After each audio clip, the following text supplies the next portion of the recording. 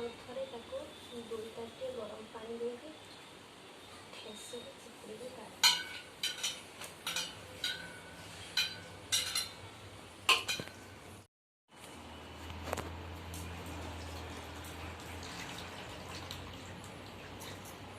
ନଡ଼ିଆକୁ ଗରମ ପାଣିରେ ଦୁଇ ଥର ଚିପୁଡ଼ିକି ଧୋଇଦେବା, ଦେଲେ ତାର କ୍ଷୀରଟା ତେଲ ଅଂଶ।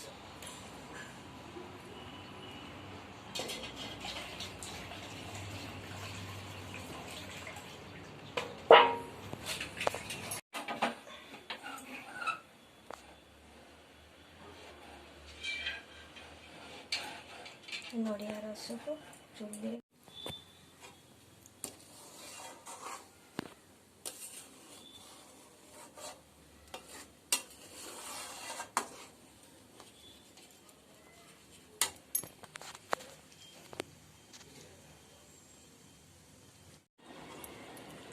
नड़िया रस पानी कमीगला देखु केमी तेल आस्ते आस्ते भाषा लगे आ कि समय मध्य तेल प्रस्तुत हो जाए।